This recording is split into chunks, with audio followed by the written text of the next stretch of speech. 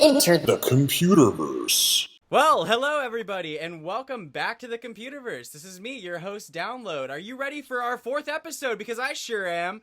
If this is your first time joining us here on the podcast, I want to say welcome. If you're returning for even more tangential nonsense, well, I'm very glad that you're joining us here in the digital dimension. I just want to remind anyone that's listening, if you enjoy what we're doing here, please hit that subscribe button and ring the bell if you're joining us on YouTube so you can enjoy all of our further dimensions right here in the Computerverse. Speaking of joining us, we have another awesome show for you today, not because I'll be doing anything differently or we've incorporated any new shenanigans. Yes, my studio is still as messy as it was for the past previous episodes.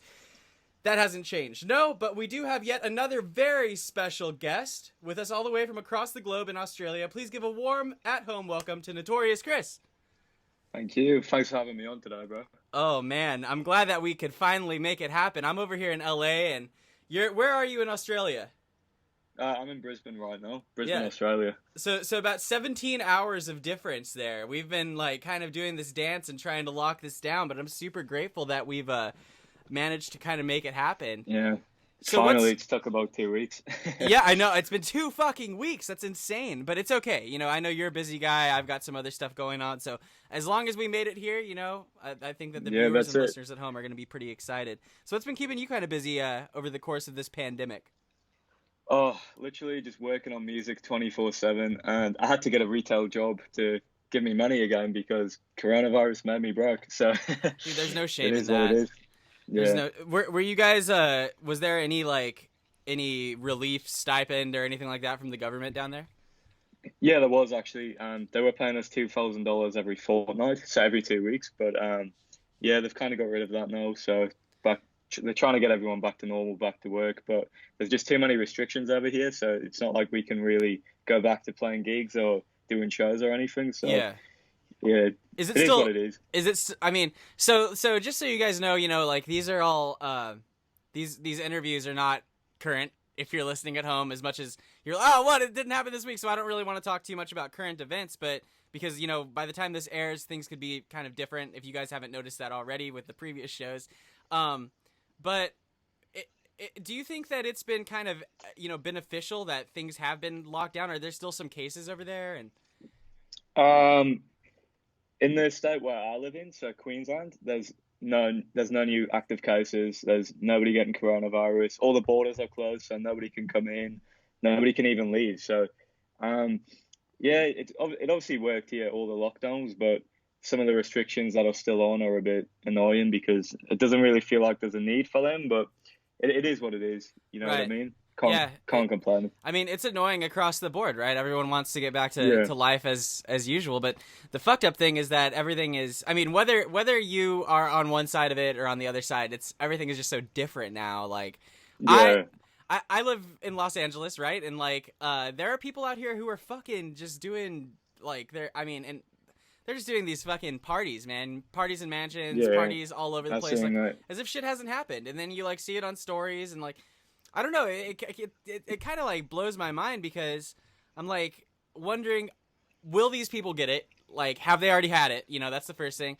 Will they be getting it? Because they're in an environment where they're around all of these other people constantly. Dude, there's this one guy that I follow. I'm not going to shout him out or anything, but he's been fucking partying. Actually, there's more than one. There's this. I follow 3,000 people on Instagram. All right, so if I find someone kind of interesting, then I'll follow you.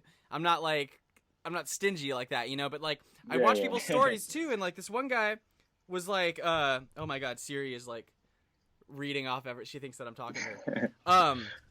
There's this one guy that's been partying since the very beginning of the pandemic, and he's been DJing. He DJs house parties and shit, and he's had to have been around thousands of people at this point in time because these parties, they're not it's not small gatherings. These are fucking mansion parties. And there are so many people that come in and out, and they're just all hanging out, rubbing shoulders, girls in bikinis. They don't give a fuck. And so I'm thinking, is this guy asymptomatic? Has he had it? He must be. It must be. Or is he I don't know. I mean, I want to know. Yeah. I've seen a lot of celebrities doing it too, like Jake Paul and all these TikTok stars and stuff. They've all been having these big parties in their mansions. It's crazy. Dude, Jake fucking Paul, man. So and didn't he get arrested? Yeah. He got arrested, no right? idea what for though. He was he got looting. By the FBI. Yeah, he got raided by the FBI. I want to know what was going on there. I mean, I know that he got into some trouble because he was like kind of looting or something like that. Yeah. Or, there was like some kind of controversy there, looting at some mall in some other state where like, why the fuck are you there, Jake Paul? He's really good at drumming up like controversy. I don't know. You're not wrong. I don't know like what his real deal is. I mean, I know that he had some kind of internet scam. Like the dude's always in the headlines for one thing or another, and I think maybe his logic is just like, as long as people are talking about me, then I'm gonna get more relevant. Yeah, then there's no such thing as bad PR, right? Like maybe that's what he thinks. That's true. I watched a No Jumper episode the other day with Logan Paul, his brother, and it was some other dude that I'm totally spacing on his name. This porn star Lana Rhoades is Mike. Yeah, Mike. It's her boyfriend, fiance, or something like that. Yeah.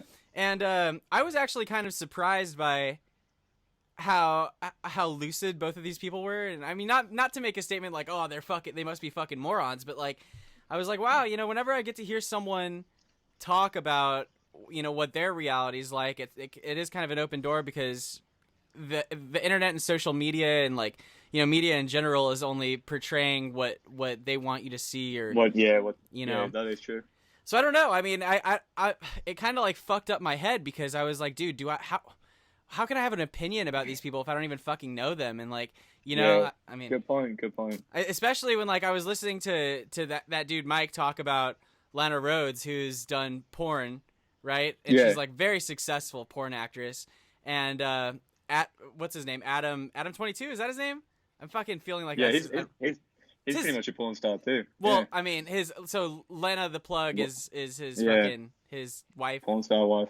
Yeah, I mean, she's not really like a full out porn star though. Like, she's very popular in the adult business, but she doesn't fuck other dudes. Does she? Yeah, just Adam. No, I think it's only Adam. I think it's only him. He does have threesomes with all of Lena's friends and stuff like that. Yeah, so other porn stars. But, yeah, I've seen that. They had a threesome with this. God, I don't even want to talk about that. But I'm totally spacing on the woman's name. But anyway, yeah. So he was talking about what's her name? Lana Rhoades. Fucking like, are you? How do you feel about the fact that she's like a very successful porn star and like this and that, And he was like, well, to be honest. And I'm just, go watch the episode, you probably already are subscribed to it for the listeners at home or whatever. If you just type in No Jumper, you'll probably find it. But he's talking about like how she was made millions of dollars by, doing porn and fucking these people on screen. Whereas like these other people have fucked their way through the business and like not done it with anyone who's a tested partner. And like, you don't know how nasty that can really get. So I don't know how we got here. That's true. Tangents again. Yeah. That is true, 100%. So that being said, I mean, there's definitely no disrespect for anyone in the sex worker industry or in the sex industry, because there's definitely like a lot of I don't know, money to be made. Yeah, there's a lot of money to be made, and it's come a long way since it has. Like in the past, like if you look at people like Riley Reid or fuck, I can't even think of like, I'm coming up with like names, but like, go ahead. Look at OnlyFans. For example. Okay. There's like chicks making $1 million just from OnlyFans. Like, it's crazy how far it's all come though. Like, I'm all for it though. I think, yeah, I'm for it too. I think it's great. I mean, and I'm not even talking from like the perverted lizard brain. It like being like, yeah, it's great. I want to see more people on OnlyFans, but like, it's great that it's empowered people, to like kind of get out of their shell, and like if it's a way to make money, I mean, like, it's kind of a genius fucking idea, dude. Yeah. Like, who the fuck came up with that? And they were like, let's just empower people to share nudes, and you pay them fucking $12.99 or $15 or whatever. I don't know how much someone pays for OnlyFans, but like, pretty sure you can charge whatever you want. Crazy. But if you can make $1 million, dude. Like, obviously, I'm not a millionaire. If I did, I'd have someone come over here and clean this shit up, right? But yeah, bro, I wish I was a millionaire. I mean, maybe one day, dude. You never know. You're doing some good stuff. Speaking of that, I'd like to jump into our first little pre-segment. Get to know Notorious Chris. Still, you guys, we don't have a jingle. So, come up with that jingle. Shoot it in the comments or shoot it over to me on Instagram in my messages. So, number one, do you have a sweet tooth? Not really. Actually, I don't. Not really into sweet type of foods, to be honest. Yeah. What do you what's your go-to then? Like, what's your favorite snack? I'm not a sweet person either. Probably just potato chips. I mean, is that sweet? That's not really sweet. No. Potato chips are like probably that's savory, dude. Yeah, true. There you go, bro. Hot Cheetos, bro. Maybe chocolate covered potato chips. Hot Cheetos? True. Hot Cheetos, favorite thing. Ah. We only just got them in Australia too, so we're only still going off the hype right now. Oh wow. They've been around. Yeah. Do you guys have Crazy. the other hot Cheetos that are like flavor infused with like lime? Nah. Oh no. No, we only have cheese flavor or just the usual flaming hot. It's weird. We're behind with everything over here. With everything. You guys have your own snacks though, I'm sure. Some special stuff. Yeah, we got our own snacks. Not as good as the American food though. What is the what's like the go-to Australian snack, or especially for like your area in Brisbane? Oh, Tim Tams, they're called. They're pretty much like chocolate biscuits, or there's Vegemite, which tastes like arse. I'm not from Australia, by the way. I'm actually from England, but I moved to Australia when I was like 11 or 12. Right. So that's why I don't like most of the Australian food. We're going to get into that in a second. So, but they eat Marmite though in UK, right? Yeah, UK's Marmite, Australia's Vegemite. Are you a fan of Marmite? Or no? Nope. Nah, tastes like shit. Well, I think shit. I've heard that the people like the issue with that is people use way too much of it. It's like you're supposed to just use like the tiniest dab and like slather it on. Like, I've never had it myself. I would try it. You know, it's not like one of those. Do you know what balut is? Nah, I've never heard of that. It's like a American?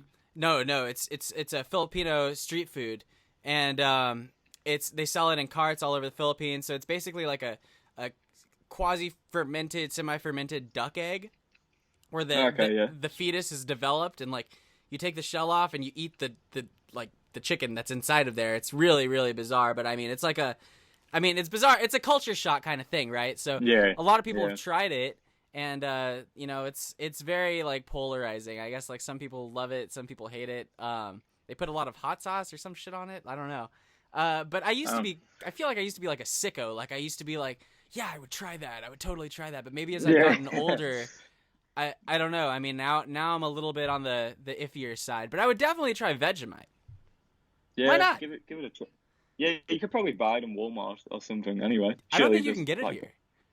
Really? I think you got to import it. Yeah, I mean, maybe I'm wrong. Correct me if I'm wrong. Post in the comments. Oh, what does it taste like? I gotta send you. Salt and shit. It's not good at all. Salt and shit. You're gonna send me a jar? I'll send you a jar. Dude. Yeah, I'm gonna send you a jar. Whoa! All right, this will be the big payoff of this podcast. I can just end it after this. That's what I've been hunting for, y'all. I want that. This is why you got me on. Yeah, you got me on for the Vegemite. The juice was worth the squeeze. I'm so glad that we waited, because now I actually get that little jar of Vegemite. How big are they? Are they like? Is it like a jar of peanut butter? Is it like? Yeah. Or is it like? They come in different sizes. Butter, I would say. Wow. Different sizes, yeah, but. Yeah, that's intense, dude. Some people probably love that shit too. I'm sure it's like a comfort. Yeah, they do.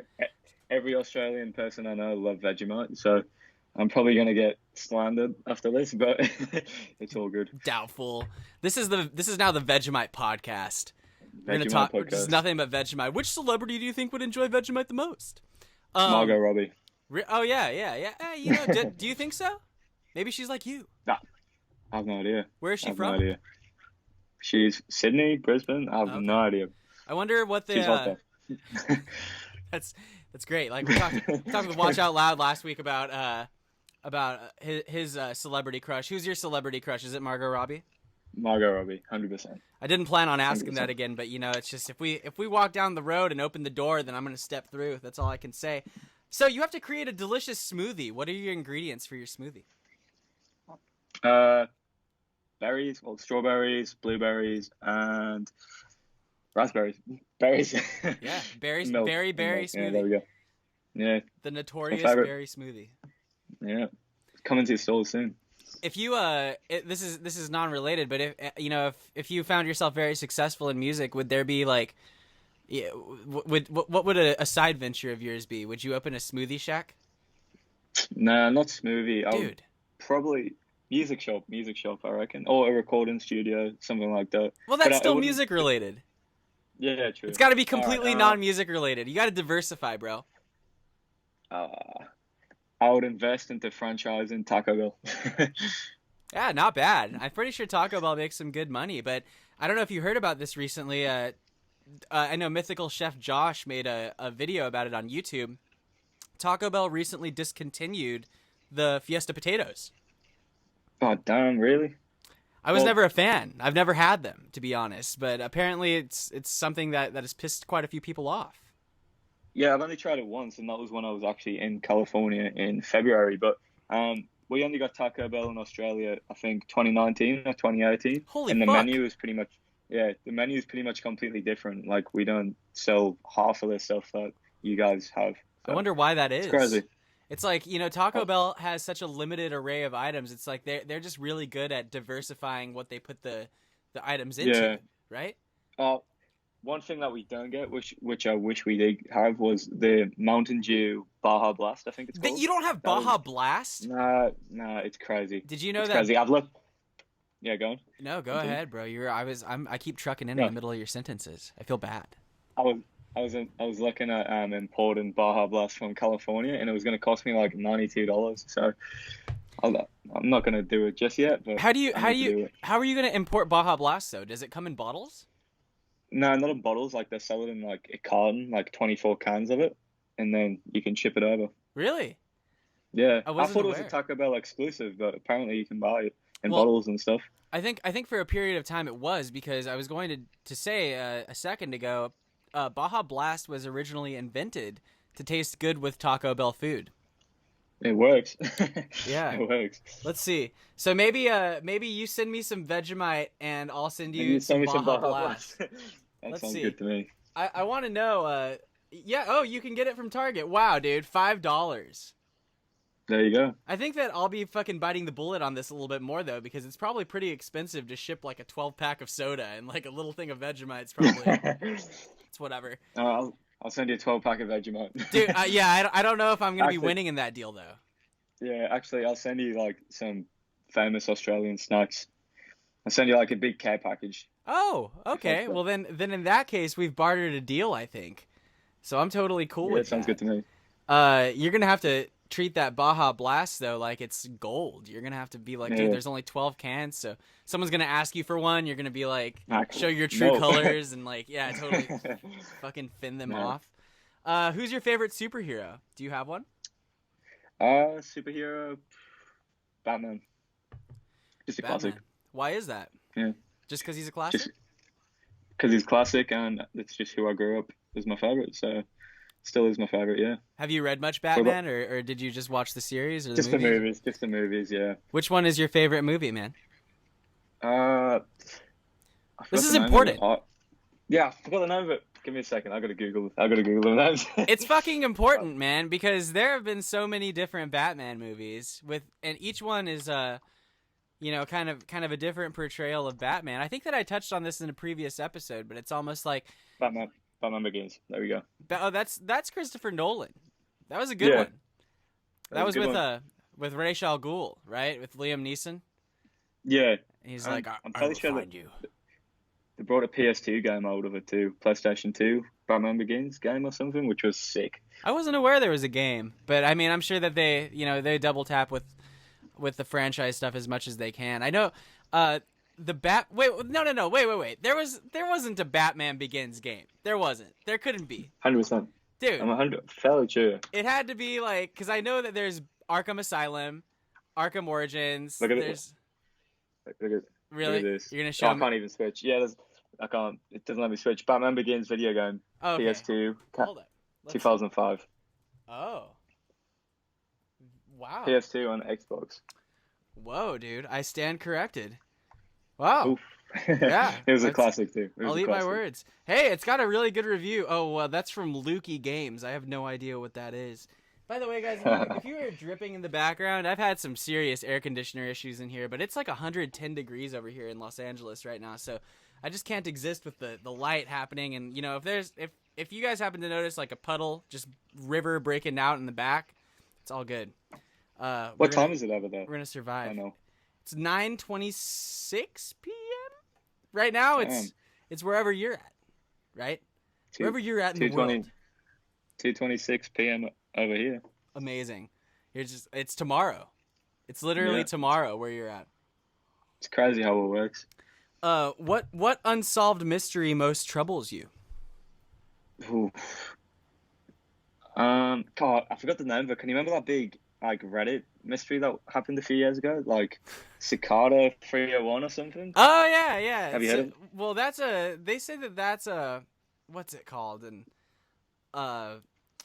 it's like a real life adventure game or something like that. Yeah. And they believe that hackers or the CIA or someone puts it together so that you can figure out all the different pieces. You have to like go on the dark web and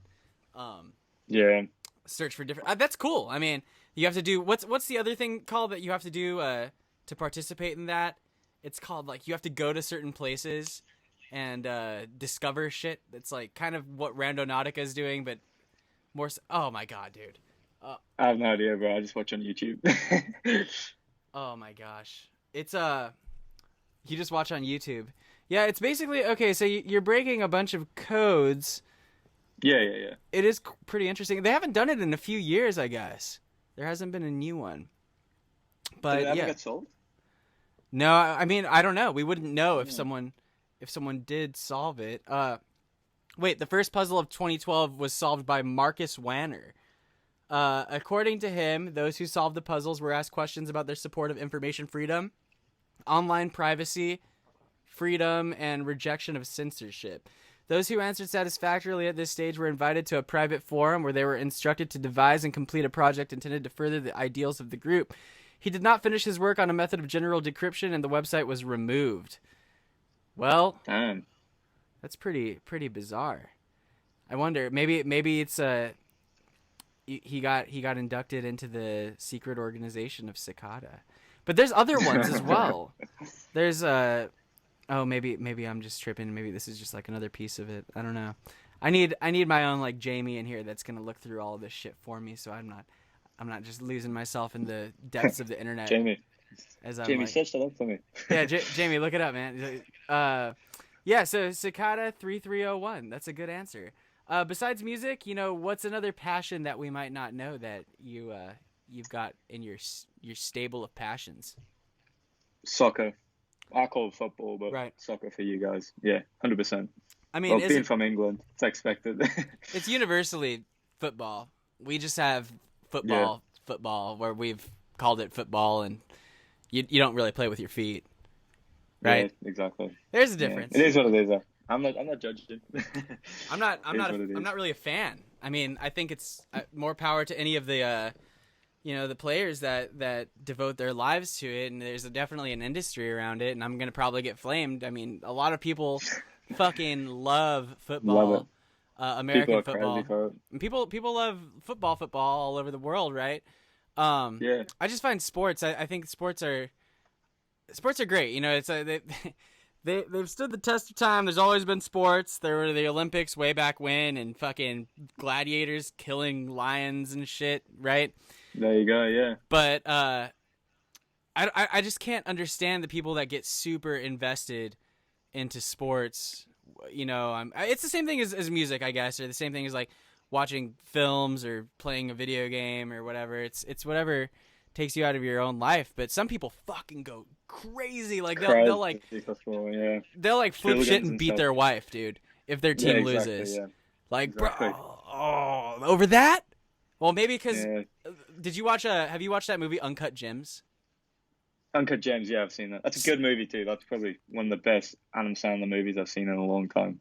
Yeah, I think. Yeah, it was pretty good. I didn't like the very no spoilers. I didn't like the very beginning part where we're going through his colon though. I thought that was true. I didn't need to see that much of Adam Sandler's colon. I wonder if that really was Adam Sandler's colon. If Adam Sandler is listening, dude, please let me know. Please tweet me at Downlowd here because I'm interested. How much of the colon was authentic, Adam? I've been an Adam Sandler fan for a long time. You have? Yeah, not so much a fan of the more family friendly movies, but I mean, like as most people are, like Grown Ups. But I understand what he's doing too, Because, like, Yeah. if you were that successful, if you had a couple $100 million and, you know, you wanted to hang out with your buddies and get them all paid too, like, would you do it? Probably, yeah. It's true. I mean, I guess you could say the same about music, because like Marshmello, for example, he started off making like his I don't know what you'd really call it, like It was happy like trap or something. Yeah, it was and like then yeah. now he's all commercial. Like, yeah, you gotta cater to your different audiences, I guess, and expand and reach out. So, Well, yeah. It's kind of a different situation, I think. But without going too much into that, with those profound questions answered, I know everyone's been chomping at the bit for you know what time it is. That's right, we're heading into the meat of the show. It's time to jump on in. So this might sound like a dumb question, but what inspired the name Notorious Chris? Is this a riff on B.I.G., or were you genuinely notorious amongst your peers? Are you a criminal? I am a criminal. No, I'm kidding. Yeah, it actually was B.I.G., but I made the name because I'm only 19 right now. I made the name when I was like 13, and I kind of always regretted the name, but until I was like 16. But no, I just go with it. I enjoy the name. I like the name. Shout out to Biggie, I guess. It's just notorious at this point. Now you're notorious for being notorious. Yeah, that's it. All right, I have to. The thing is dripping like crazy. Just give me a second, y'all. I can't even hear it.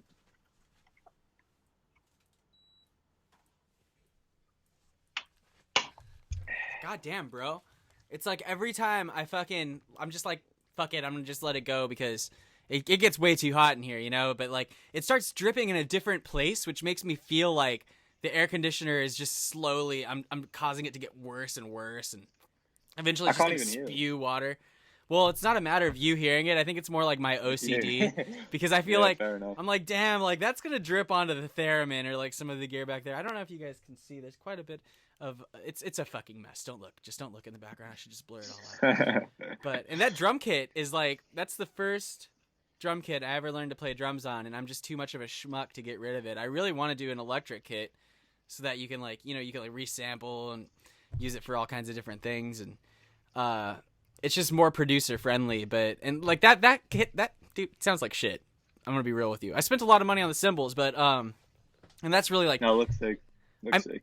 Dude, the cymbals are like where you're gonna spend probably most of the money when it comes to a drum set. But I don't know. I just don't have the room for it. Like it's like, dude, this whole room is so fucking packed to the brim. Especially if you guys were to see this side and like, oh, it's a mess. I need a bigger studio, but it's part of me is also like, dude, I just need to get rid of the drums. Like I would have so much more room. I could have a couch back there. A studio couch is like a vibe. You like want the couch so people can just chill. You need the couch. You need the couch. You need a TV so that people can watch fucking football in here and beat their. No, I'm just kidding. Don't beat anything. Beat their meat. Just fucking masturbating in there while you're like, hey, does that bass line sound good? They're like, oh, the Cardinals. Green Bay's winning. I don't know if the Cardinals are like baseball or some shit. I don't know. It shows how much I know, right? You guys are gonna. This is the episode where people flame me on my lack of sports knowledge. Where do you keep your helmet, bro? Where's your helmet at? I need to see that. It's my head is right here. You can't see it though. I'm on an iMac, so like it would be really difficult to move everything over. But here, this is what I'll do. This is what I'll do for you. Here. All for me. There you go. That's so cool. I remember showing your helmets off to Marshall Easy's live stream not long ago. Oh, you saw me? Back in on there? I watched you. That's how I discovered you through Marshall Easy. That's no way. That's funny, dude. Yeah, that was cool. It's really bizarre that I even was able to jump on there, and it's funny because like he seemed. I'm just gonna talk about this on the fucking podcast, like whatever, right? Might as well be transparent. He seemed kind of receptive. Like I feel like that podcast, he was like hanging up on people. Not podcast, sorry, the live stream or video, Instagram live. He was hanging up on people left and right. It was like, oh, show your shit, and so like, I didn't expect him to call on my call on my account or whatever, and like, I just had my head on. I was like sitting there. It was actually the bottom head, but I was sitting there for like I don't know, like an hour with just the head on. So I was like, fuck, like maybe he'll click on me, and lo and behold, he did, and I just like fucking played a song right away, and he was like talk to me for like 2 minutes, which is like, for anyone listening at home, it's like, what the fuck, 2 minutes is 2 minutes, right? But like that's enough time, in my opinion. 2 minutes to do... are emotional easy. Yeah, well, it's enough time to do an elevator pitch, I think. And yeah, exactly. I still remember what he said. He was like, dude, you could make it. Like, everyone thought that we were crazy when we were doing Marshmallow, but like, Marshmallow. Yeah, you could. I think you could do a good job. And so I sent him music, and he just never responded. I don't even know if I don't think he ever even listened. But the weird thing is, I sent him a bunch of unreleased shit, and this dude, I didn't send the links to anyone else, and this guy Eddie Zuko somehow got a hold of the tracks and like listened to them, and he's just a rapper from Mexico. And I was like, bro, how did you hear my shit? And he was like, honestly, I don't know. I listened to a bunch of different things. Like, which demos are you talking about? So I was like, how the fuck did he get the music? Like, did Mo Shalizi forward it? Like, Mo, if you're listening, what did you do, bro? I forwarded you emails too, man. So like, I sent and then double tapped. I triple tapped. You got to be persistent, man.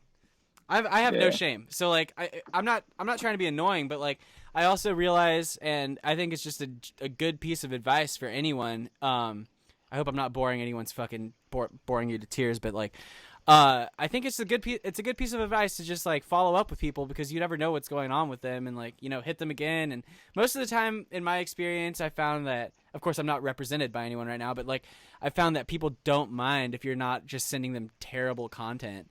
So I think it's good to reach out. It's good to, you're gonna miss the shot if you don't ask for something. So like, a lot of guys don't succeed in this business because they don't ask for something. So you got to ask, you know, like, that's it. 100%. I agree with that. Yeah, it's about being authentic as well. Like, that's what it comes down to. Don't be fake. You're hitting someone up, like, you know, you want to be authentic with what it is that you're trying to do and not beat around the bush, because that comes off like, you know, people can smell bullshit from a mile away. Anyway, you know, speaking of being authentic, you stated before in an interview,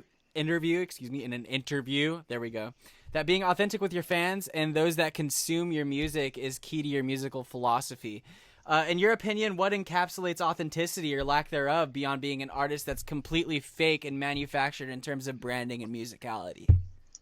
I don't know. I guess it's just more about your personality, I guess. Like, for me, I like to stay in tune with my fans. I like to hit them up as much as possible, especially the people that I always notice that are streaming my music, or the people that I can see watching my videos, always clicking on my stories. I'll always hit them up, see how they are. Just communication, really, and just how you, like, engage with your audience, I suppose.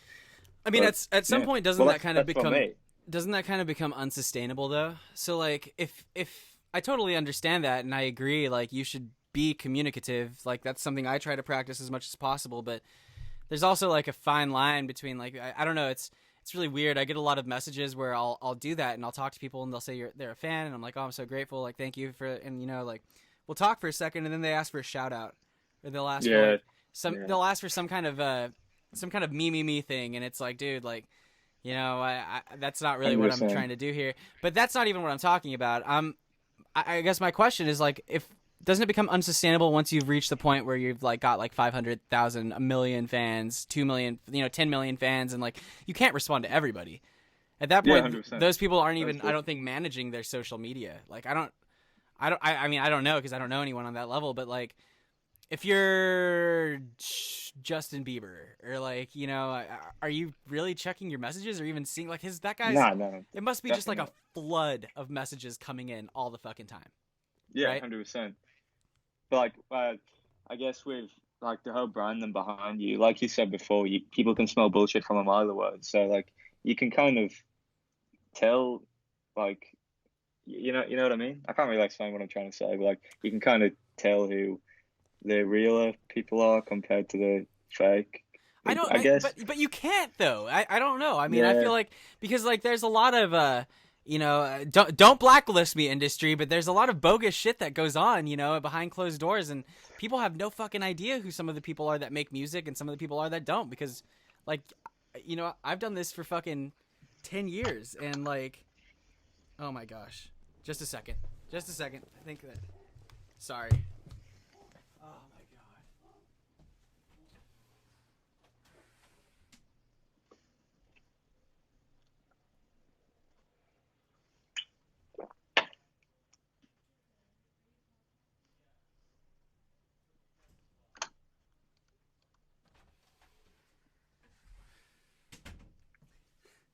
I'm going to call this podcast Interruptions because I'm just all over the place this episode. I'm sorry, you guys. So, yeah, I locked my girlfriend out. I totally didn't. I wasn't thinking and just fucking locked her out of the apartment. So she's banging on the door and the dog's barking.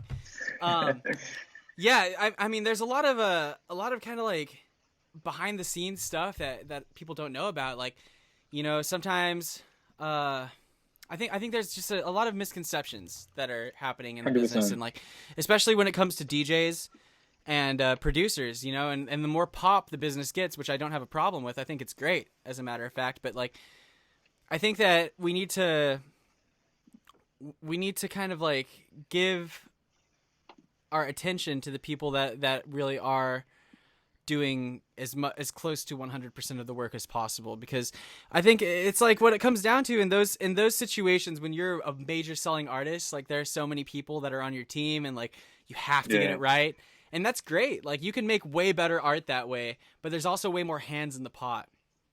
That's true. 100%. Yeah. I mean, why do you think that that aspect of the entertainment industry exists though? I think it's just when you reach a certain level, like a lot of the time, imagine like David Guetta or Martin Garrix, even Marshmello maybe. Well, not now, but beforehand, before COVID, they were touring 24/7, I guess. Like they were playing shows every single day, didn't really have any time off. So it makes sense why a lot of their music wasn't 100% then, because they've obviously got like schedules they need to stick to with record labels. They need a song out every month. A lot of the time, it probably wouldn't even be possible for them to finish that off all by themselves. I think that's fine too, though. Like, it's okay to do collab. I mean, there are collaborative works out there that people don't even know are collaborative works. Like, there are songs that are written by other people, and like, you know, and it's public knowledge. Like, people just assume that Clarity was written by Zed, but it's like, you know, Clarity was written by Foxes and Matthew Coma. And I think Porter Robinson was also a writer, and like, you know, Clarity and there's like Alvin Risk was on the track as well, like doing backup vocals. And I mean, you know, I'm not calling out Zed. I think Zed's great. He's a huge inspiration to me. But like, that's just kind of showing, and this is all public knowledge. You can go to Wikipedia and see it. It's like not just a Zed tune. Zed is the name of the artist that's on the record, right? Yeah. And it's also because like, dude, like guys like that, like you're right, they're so busy. Yeah. You're out there touring 200 dates, more than 200 dates per year. Like Steve Aoki, bro, is like touring over 200 dates per year, right? Have you watched that Crazy. I'll Sleep When I'm Dead? Have you watched that docu-series or documentary on Netflix? No, I haven't watched it actually. Oh my God, it's so unbelievably inspirational. Like I want to watch it again. I don't think it's on Australian Netflix over here. We got different catalogs. You got to get a proxy. Steve Aoki. Let's send it over. Send it over to this man. What's the deal? Someone send it. Yeah. Someone send it. So you remixed the tune "Shadow Moses" by Bring Me the Horizon with your friend. I want to say collaborator Xenosis. Would you say that you're? Are you a fan of the Metal Gear franchise? Oh, 100%, 100%. Really? What is it that? Are you not? I'm not, because I suck at the sneaking games. And I didn't mean for that to come off like, oh, you're an asshole, you're a fan of Metal Gear Solid. Like, a lot of people love it, right? But I just fail, so I'm just bad at it. I'm really bad at it. I always get caught. They're always fucking shooting me. Yeah, I feel it. But it's the same with any... If you've only played it a few times, it's the same with any game you're going to play, I guess. You know, you're not going to be the... I gave it so many chances, man. Metal Gear... Yeah. There was one Metal Gear, right, where you had a dog. Wasn't there one where you had a dog? I never played that one. That one's supposed to be really good. What games do you enjoy then? What video games? I'm totally shitting on Metal Gear. I'm not trying to shit on it. You know, I've played a few of it before, a few of the chapters before or whatever, but I'm just not good at it. Like I said, right now, it's funny because I don't really play video games that often. I don't have enough time, but I had a moment earlier before the podcast, and I was playing some of The Witcher. I'm still playing The Witcher. Yeah. One thing I don't enjoy about that game, though, is the cutscenes are so fucking long. I just have to, like, read it, zip through it, and it makes me feel like I'm, like, totally taking the piss on the acting because they spent so much time recording the people doing the voice, like hours upon hours, right? I like a good RPG. Like, I like a good platformer. I'm stoked that there's new Crash Bandicoot coming out. Yeah, dude, I can't wait for that. Oh, my God. Are you a fan of The Last of Us or not really? Dude, I hate that game. You know, it's fucked Really? up because it's so people fucking love it, but like I couldn't stand it. I couldn't get through it. I don't know, man. I was not a fan, and you know, I think that tastes though change with time, and maybe it's just a kind of byproduct of when I first played it. I haven't played the second chapter. Yeah. But I love one's better Uncharted. anyway. Uncharted, yeah. Naughty Dog is. I think that they're you know, one of the most forward-thinking studios out there, and 100%. you know, Rockstar's great as well. Rockstar's like dominating the open world category. I'm talking like, Yeah. you know, it's funny. I don't game that much, but a lot of people kind of are talking about, you know, what is it? Grand Theft Auto 5 has been around for like 6 years or 7 years like that. Yeah, it's crazy. We need a number 6 already. Come on. Well, come on, Rockstar. What are you doing? It's a $1 billion franchise. That title alone has made like $1 billion, which is fucking crazy. Yeah. Most selling game of all time, I think it is. Right. It's I could be wrong. No, I think that you're right, because they've had it around for so long. The online aspect of it, people are still playing it. It's very popular, and a lot of people have been asking, you know, what's up with number 6, but they also probably never make one. They earn so much money. I think that they will. I think that it only makes sense for them to do it. I think it's just gonna, you know, there's higher expectations with every release, right? True. So, I mean, when GTA 5 came out, it was like one of the vastest video games ever made. Like, there's so much detail, and there not even beyond the storyline, just like so much for you to do. So yeah, that is true. That has to be the case with the number 6 if that comes out. And like, people also forget that they came out with a brand new Red Dead. So they put a lot of time and effort into that, and I'm sure that they're gonna come out with a number 6, and it's gonna be around for like a fucking decade because they're spending so much time working on it. They're probably like, you know, I think that the standard of quality with what they're making has probably risen by a lot. Like, you know, they're probably like, well, we made $1 billion off this last game. What are we gonna do next? And did you see the guy? I think he was like the lead story writer or something. I actually have no idea what his role was, but I think he was one of the heads of Rockstar, who was like one of the people that made Grand Theft Auto. He left Rockstar not long ago. So unless there's like a story made for Grand Theft Auto 6 already, I have no idea what'll happen. I think that they'll outsource it because it's too big of, unless he's like unless he has like dominion over if they continue the franchise, which I doubt. I mean, I don't know. Yeah, true. You know, there's this one dude that I watch on YouTube, and I wish I could find his channel. I wish I could plug him right now, but he does these Red Dead Redemption and other video game like fucking videos montages or something. No, it's not even a montage because it's not based on gameplay really. I mean, there's pieces of gameplay, but he'll mod the fuck out of it and like create his own story. Yeah. And there's one that's just like a total like acid trip nightmare. And God, I wish I could find it. Yeah, I don't know, man. I'll plug it in the description if I can find it after the fact. But oh my God, this guy's videos are just fucking insane. There's so many possibilities when it comes to modding that game. Like, you can create huge animals and like I guess you can do that with any game. Like, you can like zip around or like fucking summon a spaceship or do, I don't know, some crazy shit like that. Video games are awesome. Rockstar games are the best when it comes to modding because there's so much endless things that you could do, which is cool. I feel like I enjoy playing video games. Like, I definitely enjoyed the time that I spent playing The Witcher right now. Like, I was like, yeah, you know, but I also want there to be like that extra level of immersion. Like, let's get to the point in time where we can just like tap our brains into the game and like disappear for 5 minutes and then come back into real life after playing like in our brains for like, you know, an entire, like, finish the game in 5 minutes. Yeah. You know, I want to be like in that shit. So yeah, imagine that. I'm waiting for that to happen, man. Maybe I won't. Elon Musk, get on this. He doesn't fucking care. He wants to get us to Mars, bro. Where's the billionaire that wants to put us in a video game? Have you seen the music thing he wants to do? Neuralink, where you stream music from your brain or something like that? That's what that fucker's focused on right now? Dude, give us the real life video game, bro. I know someone's out there working on that shit. Like, probably. Let us tap in so that we could play. Oh, well, I don't know about There should definitely be like band titles if that's the case, because like if GTA, you're gonna like kill some fucking people. Imagine playing Crash Bandicoot IRL. Oh my god. I would get fucking crushed by the dinosaur so many times, dude.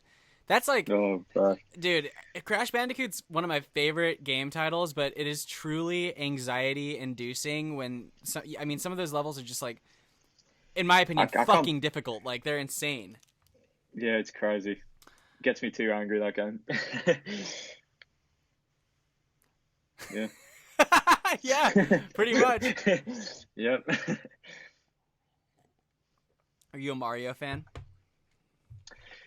I never really played it when I was a kid. Not really. So what are your go-tos then? I mean, is it video games? Yeah, is it Metal Gear because you guys made a fucking you remixed? No. Shadow Moses was. Oh, that's from Bring Me the Horizon though. So I guess they're the real Metal Gear fans, and you guys are the Bring Me the Horizon fans. It's more the video games I'm enjoying right now. Right now is UFC 4, the new UFC game which has dropped, and Call of Duty Warzone. That's my favorite at the moment. So that's just a fighting game, right? The UFC. It's like, what? Did you ever play those wrestling games back in the day? It's like kind of similar to that. One of my favorite. Yeah. Like if you could, do you actually fight at all in real life? Are you like, have you tried any UFC or like training or anything like that? No, I did karate when I was a kid, but no, I'm not a fighter. So what's the appeal with the UFC games? Is it just like beating the shit out of somebody? Pretty much. I'm a big UFC fan, so it's cool starting their career up and trying to work your way to becoming a champion. I guess it sounds pretty dumb when you try to talk about it like that. But I think a lot of people play those titles, right? A lot of people play those kind of games, so I'm just kind of curious. I'm wondering what the appeal is myself. I've never played them, so yeah. I played a WWE wrestling N64 back in the day, and you could like it was like N64. Damn. I'm old. It was like totally pixelated like characters. There's like The Rock and The Undertaker, and you could like redo fucking Hell in a Cell, I guess. I don't know.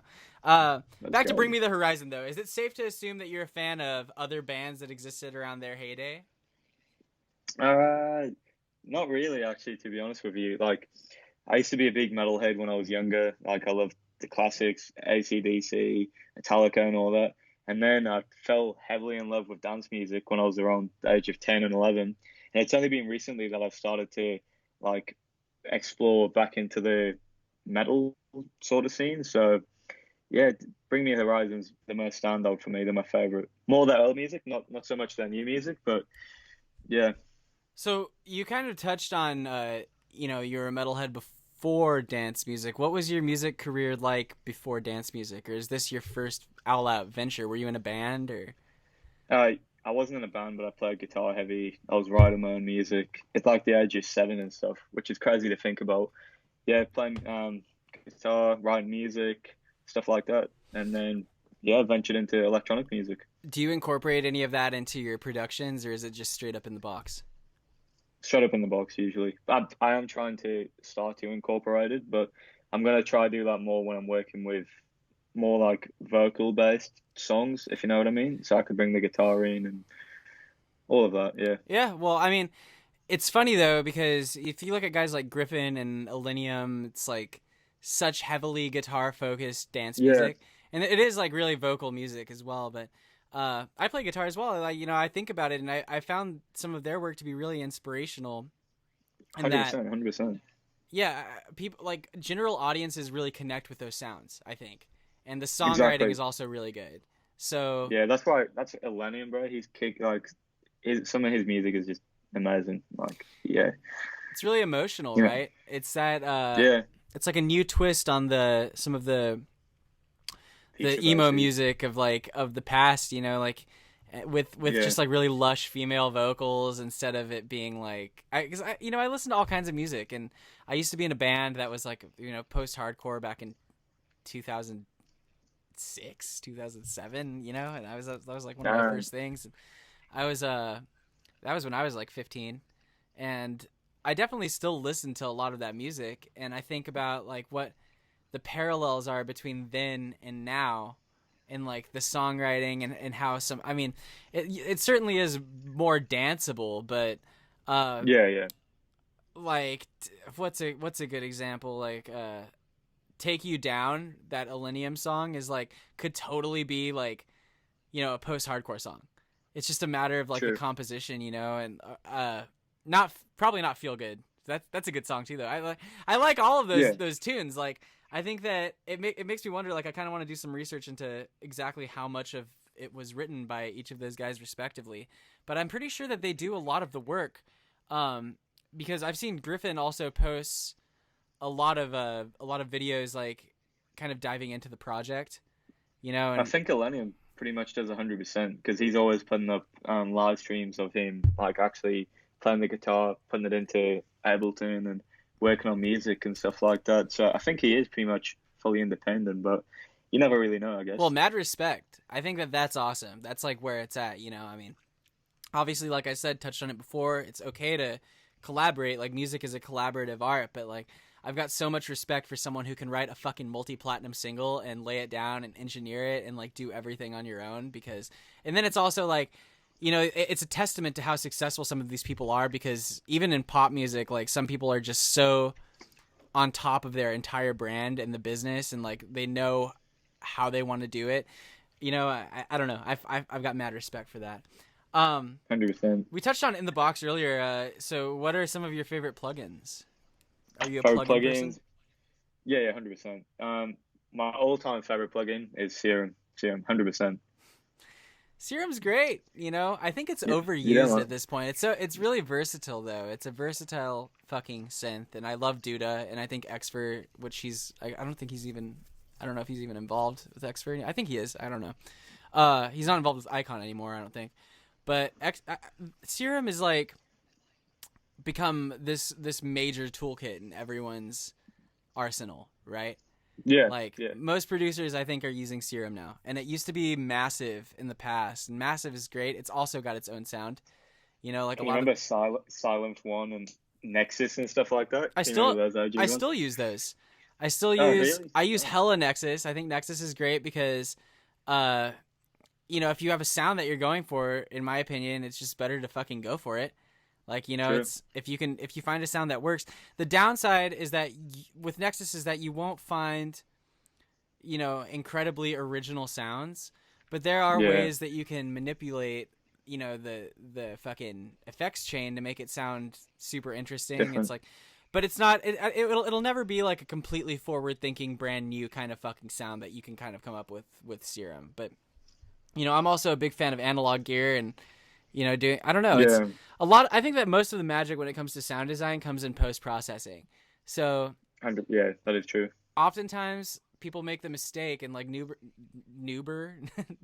producers, like, well, I'm gonna coin that word, noober, but newer producers kind of make the mistake of trying to come up with the craziest fucking sound that they can off the bat without any post-processing, and it just ends up sounding like shit. And like, some of the best sounds are fundamentally just like very basic synths that are processed to death.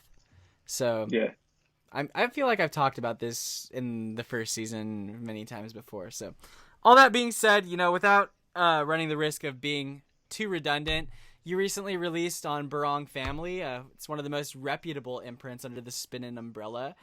Can you discuss how that venture kind of came to fruition? Were you discovered, or did you score that release through submission? I scored that through demo submission. I sent it through to that demo email, and which is really weird too, because normally if you send a demo off to a major label, you'll never hear back, or if you do, it'll take weeks and weeks. I'm fairly sure I sent the demo off, and then I woke up the next morning and I had a response saying, "We want to sign this track." Wow. Crazy, yeah. Yeah, that's big love to the Barong fan. Barong are the best. Yeah, they're great.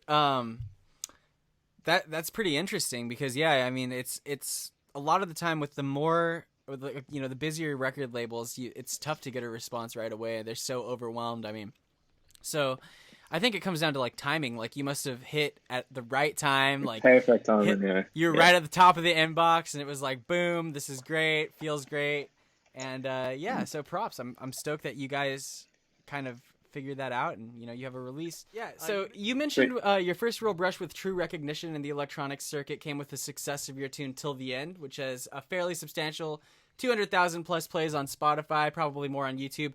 I heard you had some success with it in America and the UK initially with that record. What can you attribute, to the success of that single? Was it mostly pushed by the label, or was there some kind of ancillary factor in it breaking out? Actually, I released Till the End independently, and then I got booked to play my first major festival, which was called Groove in the Moo. It's one of Australia's biggest festivals. Really lucky that happened. And at the same time, Groove in the Moo had a big contest that they were doing, where if you made the best playlist of all the artists playing at Groove in the Moo, you could win free tickets for you and your friends or something like that. So then thousands of people ended up putting Till the End in their own personal playlists, and then from there everything just started blowing up. Everything worked perfectly. Like Spotify, the algorithm hit perfect, and it just started doing numbers. And from there, it started growing in the UK, in America. Crazy how it happened. So it was mostly because of the festival, I guess. There were a lot of people that were like 100% that had discovered you through that festival. Yeah, 100%. Wow. It's pretty interesting. It seems like, it's almost like more festivals should be doing stuff like that. That totally opened up the floodgates for a brand new fan base. And I'm sure that other artists definitely had quite a few streams from that as well. It's pretty interesting. Yeah. How do you think most up and coming musicians are missing the mark when it comes to attempting music professionally? Not connecting with people. That's a thing a lot of people don't do. They don't go make connections with people that you need to, if you know what I mean. People just like to stay at home, work on the music, but they don't make the actual effort to meet people and Well, yeah, networking is definitely key. But what if you're in a place where you can't network? I'm sure that, there's, I don't know, there's definitely limited pools when it comes to networking. If you live in what's a very remote place part of Australia, 90% of Australia. Okay. Do people live there? I don't know. Communities out in the people. boonies. 10 people. Okay, so what if someone's a producer out there and are those even considered? Are those villages or it's like a campsite? Man, I have no idea. I have no idea. So someone picks up Ableton and they have do those people even have internet? I'm probably sounding ignorant as fuck, but you don't know either. So yeah, if you're out there in the tiny campsite communities of Australia in the middle of the 90%, let us know. Well, if you don't have Wi-Fi out there, I'm fairly sure you've got pretty much no shot because you can't email anything. You can't, Well, how are you going to show people your music? Yeah. But okay, so is there even cell phone reception out there? Should be. Have you spent any time exploring Australia? Is it I've toured to most of the major cities like Sydney, Brisbane, all up north of Queensland, stuff like that, Melbourne. But you've flown, I've been right? all the major cities. Yeah, I've never traveled in a car or anything. Just Huh. Major cities. I've never been anywhere outback or anything like that. You've never done outback. You've never been to the outback. You never done what's a spirit walk or some shit like that? Would you do that? Spirit walk? I don't think I've heard of that. It's what's it called? A walkabout? I don't know. You go out and fucking take some drugs and go through the outback. Nah, man. Nah. I probably wouldn't either. I don't know. Maybe if I was scary. Is it what's scary about it? I don't know. I live in LA, so give us some perspective. So you're driving through the outback. There's no other cars. It's pitch black. There's deadly kangaroos around. There's every animal in the world that can kill you in Australia that's just looking to kill you. There's dingoes, fucking crocodiles, kangaroo, everything. Fuck that. Too many horror stories of people, backpackers, traveling through the outback, getting murdered, never gone missing, stuff like that. Murdered by kangaroos? No. Murdered by people, people out in the outback, killing people. What the fuck? A lot of British people have died traveling through the outback, getting killed. They shouldn't have been so British, dude. Exactly. Is that the reason? is that the reason why they got killed? Because people are it's we know that they're British. Yeah. The fucking Brits are out here in the outback. We got to take them out. Yeah, that'll be it. Is there a kind of do Australians not like British people? I'm British myself, so. Well, I know, but has there been like a is there any are people like, oh, there's British person? I don't know what it's like in Australia. I've never been. More the Aboriginal side of things, yeah, they don't hate it, British people, but there's obviously that past dilemma stuff that used to go on. So I don't know, like there's still some tension there. So yeah, 100%. Like this shit only happened like 60 years ago. Yeah, I think. Yeah. I can't say exactly when it happened, but it wasn't long ago. So yeah, of course, like it's only one generation away that it happened. So there's tension. But... So who do you think are killing the people out in the outback? Oh, it's crazy people. It's just like, is there like a murderer kind of situation? Like, is it like, do you think it's the same people? There's been like serial killers and stuff like. Yeah, there was this one real big case that happened there was this guy called Ivan Milat. He was some like huge backpacker killer, famous for. Have you seen the movie Wolf Creek? I've heard of it. I've never seen it. Is it about him? Yeah, it's about him. Yeah. Oh wow. It's like it's based on him, but it's like not 100%. And it never happened at Wolf Creek, but it's like pretty much all inspired about him, if you know what I mean. Yeah. Dude, that kind of stuff is fascinating. I can't imagine. You know, it's like. Someone obviously wants to get their rocks off killing other people, and they're like, I might as well just do it with fucking backpackers because anyone could kill them anyway. And it could be kangaroos. I'm just gonna blame it on the kangaroo killer. Fuck kangaroos. Now imagine too though, because I do know a lot of areas in the outback there's no cell phone signal. What happens if you crash your car or anything? You're like 12 hours away from a city. How are you gonna tell anyone that you've just crashed or? Yeah. Anything. Yeah. It's like it's a real life video game. Like you're out there fucking. You got to maintain your stamina, be able to fight off anything that comes up against you, and we're also civilized that it's like if something like that were to happen, we'd be fucked. Even like if all of civilization was to just crumble. I mean, if I were to look at like myself like a video game character and look at like my stats, it's like okay, good at shit that's just totally not relevant. To like survival in real life. Yeah, music. Yeah, I mean mixing and mastering. Yeah, mixing and mastering. It's like okay, what if you were teleported back in time to like the Stone Age and like there are these fucking what are they called? Like the Neanderthals or whatever that are like, you know, those are the only people around, you know, how would you kind of show them that you're important or like not to kill you, you know? And I mean like really, I'd be fucked. I'm not sure about you, but I mean, I wouldn't be able to talk to them about like, you know, this is how you do a great mix down. This is how you produce a record. There's no technology. The only art that would probably save your fucking life is drawing, like being really great at drawing. And then they'd be like, oh, it's amazing. True. Right? Yeah. Or like, unless you can just fucking hunt a hell of a dinosaur yourself, like fashion a spear and like, you know, fuck them up, or like maybe create your own crossbow or something like that.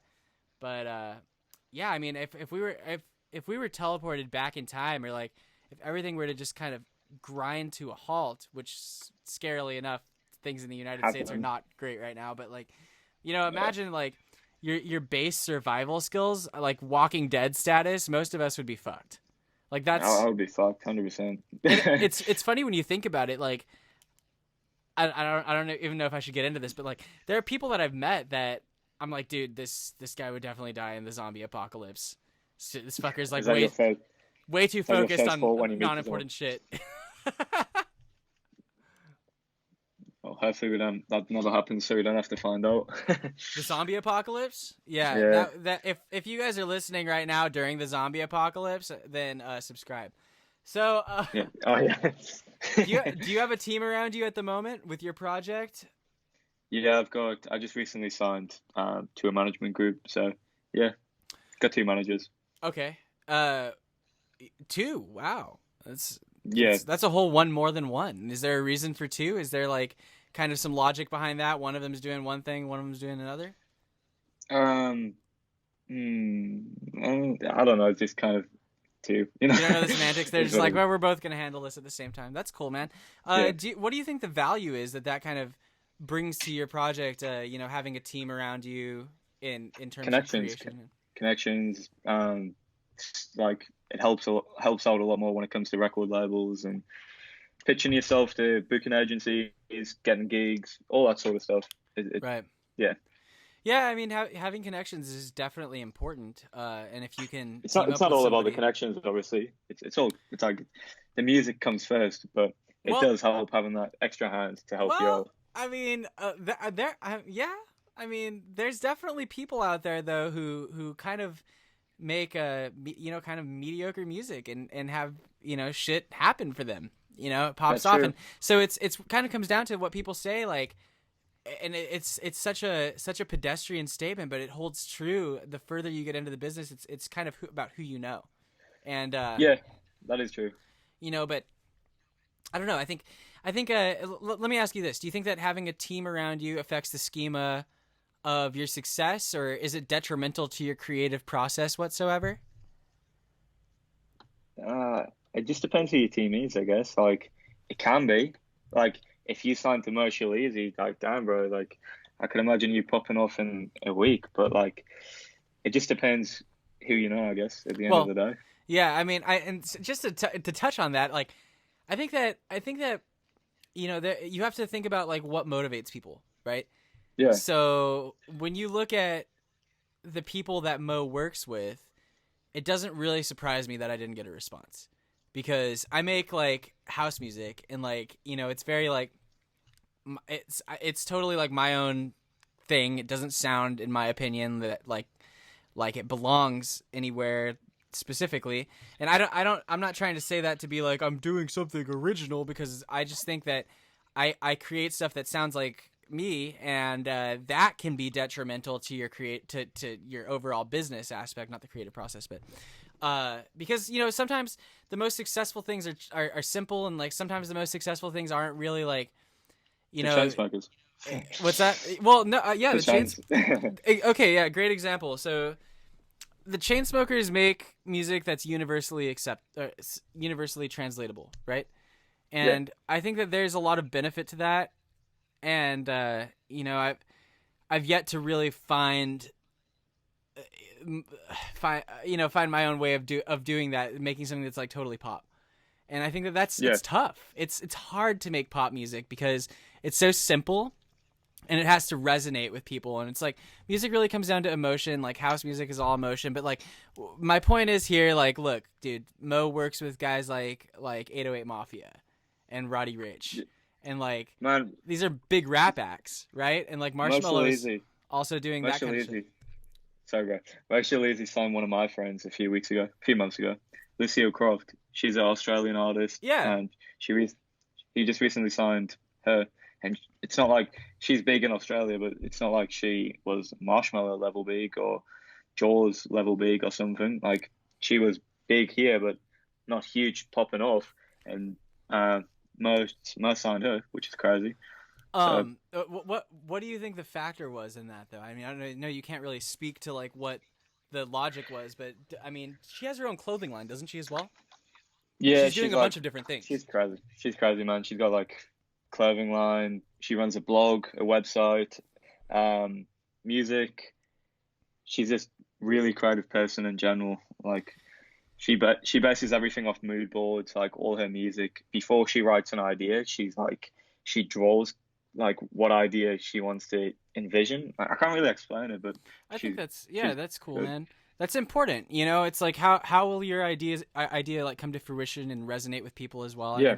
No matter what you're doing, it's thinking about the bigger picture. But exactly. I mean, yeah, I might be wrong. I might be wrong in that. What it comes down to is good music, and, like, the facts are maybe they never even open the email. And, like, true. So I don't know. I really don't know. I mean, and that's kind of like the mystery of working in the music business if you don't have representation, because, like, it's better if you have someone reaching out. It's really hard to reach out without any clout and, like, be like talking to a manager and be like, sign me, because everything is so face value. So it's how did you get in touch with your management team? How did that happen? I sent them an email like 2 years ago, I think. And I was 2 years ago? I really want to sign with you guys, etc. Then they hit me up February or March, saying they've been watching me for the past, like, 24 months, and they want to take me on. They see potential. And then from that, it all happened in the matter of like a week. 2 years ago, though. Yeah. This is 4. But yeah, 2 years ago.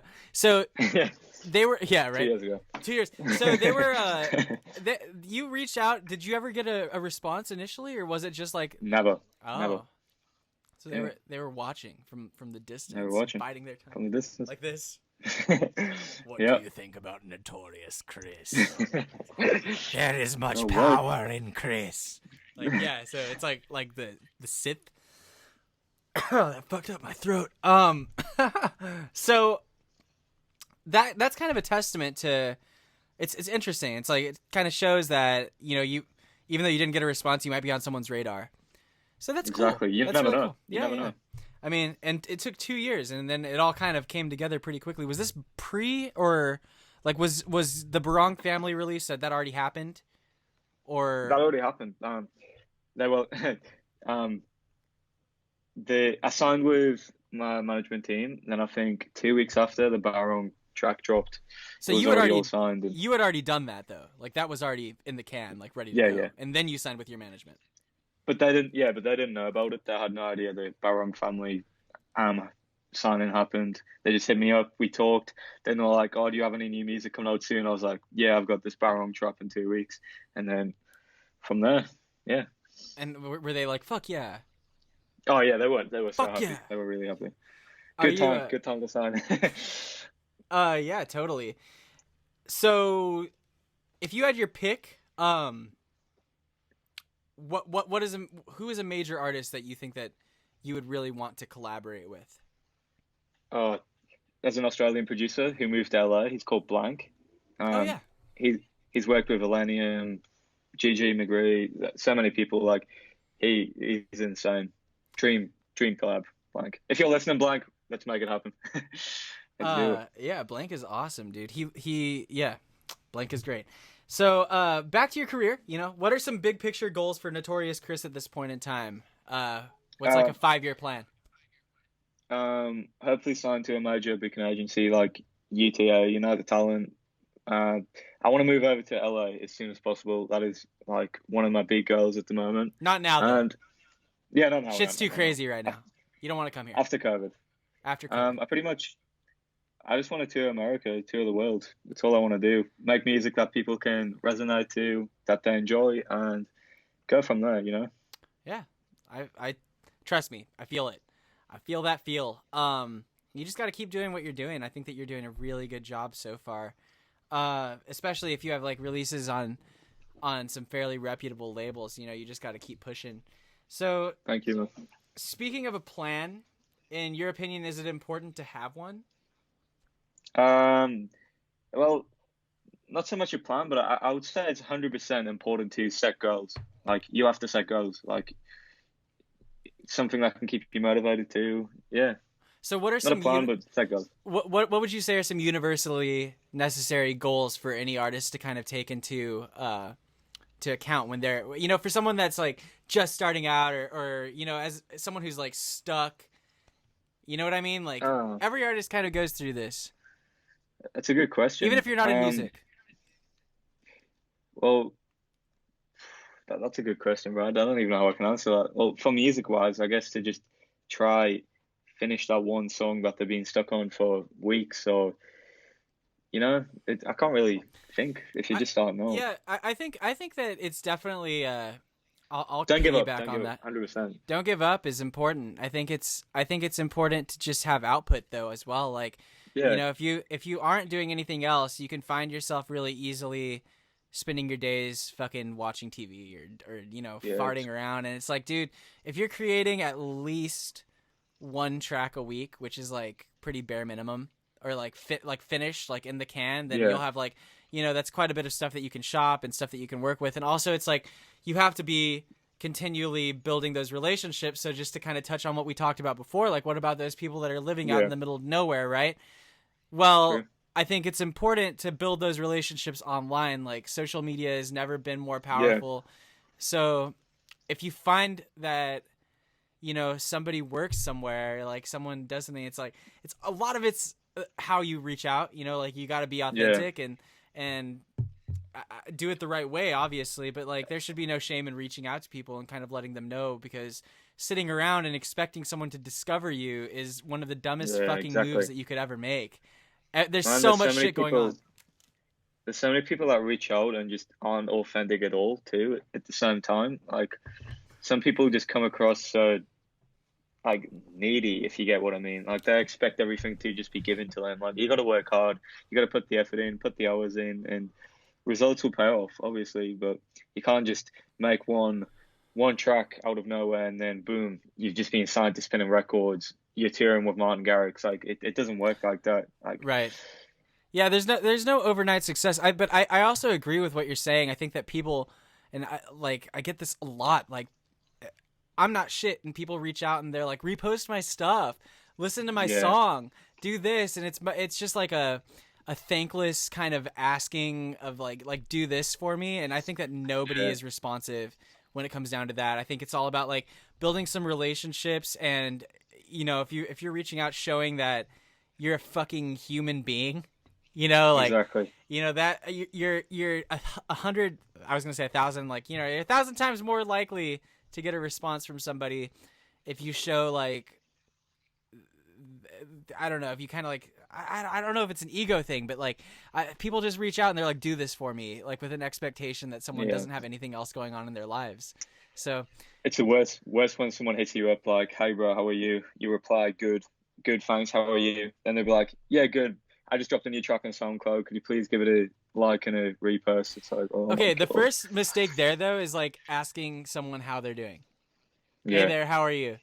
Because like, I mean, okay, like you might bite and I'd be like, hey, I'm doing all right, but like that's a very personal kind of thing to reach out to someone and talk to them about if I don't fucking know you. Like, if someone's reaching out to me and like, you know what I mean? Like, I think it's more important to reach out and be fucking direct and be like, look, this is what I'm trying to do. Like, say something that is personal and authentic as well. Like, don't kiss someone's ass if you don't mean it, like, but also be like, I'm a fan of what you did here. And like, this is what, I don't know, like this has been hugely, I'm not giving you like for anyone listening at home, I'm not like telling you what to write, because everything is so subjective. It's like it comes down to the person and your relationship and what like, but if you can kind of transpire some authenticity in that relationship, that's like there's been some kind of benefit there, like you truly are a fan, something like, like that's how I've managed to get some people on the podcast, like,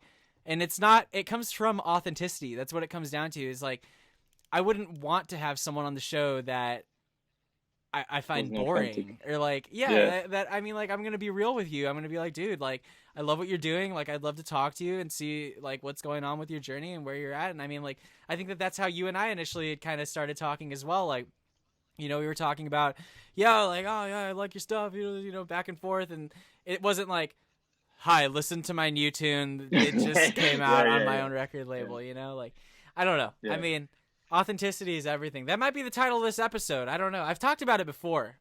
Now I'm just like nailing things in, and I'm sorry for that, guys. I realize that I do that, and after the fact, like, I'll think back on the podcast. And I'm like, damn, I shouldn't have been so redundant. But maybe I'll just like, maybe people are listening, and it'll be a big takeaway. Maybe you'll learn something. I don't know. So everyone has them. This is a question I'm kind of pushing to ask in every show now. What's one of your craziest stories as far as something that you've experienced in your own life? Man, damn, that's a hard one. I don't really have any off the top of the bat, I guess. You haven't experienced a serial killer out in the outback? Not yet. I'll let you know as soon as that happens, though. I'll let you know as soon as it happens. So there's Fuck that British kid. So have you been on tour? Yeah, I've been on tour, yeah. So what's a crazy story from the road then? Do you have any crazy stories there? Is everything just so mellow in your life, Chris? I guess. I can't really think off the top of my head. What is touring like for you? Amazing. It's good. I love it. Nothing more I want to do in my life. Like, just being able to travel to different cities, different countries, play music out with people. Like, bro, I played over in Myanmar, it's like next to India and Thailand and all that stuff. And like, It's crazy. Like I was pretty much the only tourist there. Um, they're so cultural. Like me, I don't know, but like I was playing music that's like popular over in Australia, and they were singing along the words to it and stuff like that, and like that just blows my mind how universal music really is. And I don't know, I just live for it. If you get what I mean. So when you were in Myanmar, what did you do there? Did you just fly in and play the show, and then you stay at a hotel and take off the next day, or did you experience any of the culture? Or? Experience the culture. I went to all the temples. I met with a few friends that I've got over there. Jerry J, who I collabed on I Would Never with. He's from Myanmar, so that's how that happened. He brought me over to Myanmar. He's like a Martin Garrix over there, bro. It's crazy. Like all his group of friends. When they picked me up from the airport, there was literally people taking photos, thinking that I was like Calvin Harris hopping off from Australia. Everyone was screaming Jerry J's name. It's crazy how like big that group of producers was over there. It's crazy. So when was this? Like when did you tour previously, pre-COVID? The last tour I did was from July up to August, September-ish, I think. Oh, I think it was end of September. Yeah. How many dates? There wasn't a lot this tour. There was like 10 all up, I think. 10 all up. So 10 dates between August. You said August and September, or July and September. Yeah, July and September. It was pretty much right at the end of July, so basically you could say August, September. Did you spend a week in each place, or what? How did that work out? Weekend. I would fly back home, then fly back out, fly home, fly out. So you must have had some kind of wild experience in any of those places. What's the best food that you tried while you were on tour? Let's ask you that. We got to get something out of you, Chris. Oh, damn. I don't know, bro. Where do you go eat on tour? Don't say McDonald's. Oh, you McDonald's. Son of a bitch. I said it. So you just get the standard McDonald's option when you go to McDonald's on tour? Like whatever it is that they've got, like quarter pounder with cheese. You're like, or chicken nuggets. 24 chicken nuggets. 24? Yeah, bro, you get 24 nuggets, 4 sauces for $9.99 over here. Well, I didn't know that they did a 24 pack. Wow. I think it's 10 and 20 over here in the States. They do like 4, they do 10 and 20 or something like that. So that's pretty interesting. So that's your go-to at McDonald's, and now that we know that. Yeah. You don't do anything? Ever see me, let's get a 24 pack of nuggets. Okay. Yeah, quoted right there. You can quote Chris on this. Tweet him. Let's go get some nuggets, man. So if McDonald's isn't available, what are you going to do? KFC. Wow. KFC's popular here. You're a simple man. Simple man of simple pleasures, dude. I love it. When I was in Cali, everyone was saying that nobody likes KFC over there, like over in the States, but over here it's popping. Like everyone prefers KFC over McDonald's. Do you have Popeyes? Nah, that is my favorite That's my favorite chicken. So good. It's fucking Popeyes spicy chicken sandwich. Oh my god. It was really good. It's really good. Sometimes I have to go get the spicy chicken sando, dude. My girlfriend and I have to go out and hit up fucking Popeyes, and they always, dude. Have you ever tried Mardi Gras mustard from Popeyes? Nah. Oh, it's banging. I don't think so. It is hands down my favorite fucking condiment. Like right next to I would even say like Chick-fil-A sauce is pretty good, but like dude, that's what I was just about to say. Chick-fil-A special sauce. That's the best sauce I've tried. It's pretty good. Chick-fil-A's man. bomb, I wish we got that shit over here. Like there's no Chick-fil-A. There's no Popeyes. There's no In-N-Out. And I think In-N-Out's pretty trash anyway, to be honest. Have you been to Shake Shack? No, I haven't. Is it good? Oh, dude, it's so when you come to LA, I'm gonna take you to get some food at some different places. It's gonna be a mind fucking blowing experience for you.